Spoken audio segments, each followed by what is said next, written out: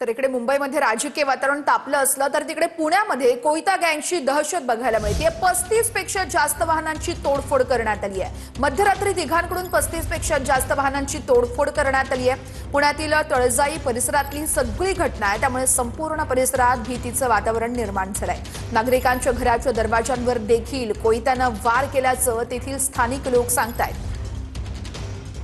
अजिंक्य धायगुडे आमचे प्रतिनिधी या संदर्भातले अपडेट्स देत आहेत। अजिंक्य, अतिशय दहशत माजवणारी बातमी म्हणावी लागेल। 35 पेक्षा जास्त वाहनांची तोडफोड करण्यात आली। नेमकं काय घडतंय पुण्यामध्ये?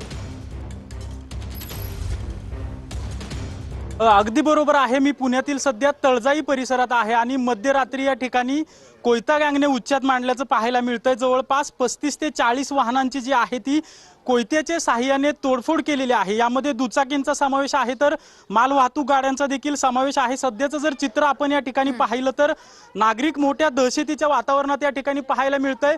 मध्यरात्री 3 ते 4 जणांच्या टोळक्याने या ठिकाणी शिवीगाळ करत ही सगळी तोडफोड केलेली आहे। महिला देखील या ठिकाणच्या आक्रमक झालेल्या आहेत। खरं तर काही वेळापूर्वी या ठिकाणी पोलीस आलेले आहेत। पोलिसांकडून पंचनामा करण्याचं काम जे आहे ते सुरू आहे। मात्र स्थानिक नागरिकांकडून या ठिकाणी कोयता गँग जे आहेत त्यांचा बंदोबस्त करण्याची मागणी जी आहे ती केली जाते। आपण सध्या ही दृश्य पाहतोय की जवळपास 30 ते 35 वाहनं जी आहेत ती अशा प्रकारे फोडलेली आहेत। आपण पाहतोय की कोयत्याने या ठिकाणी त्यामुळे या टवाळखोरांवरती पोलीस काय कारवाई करतात बघणं अतिशय महत्त्वाचं आहे। तुर्तास धन्यवाद दिलेल्या सविस्तर माहिती।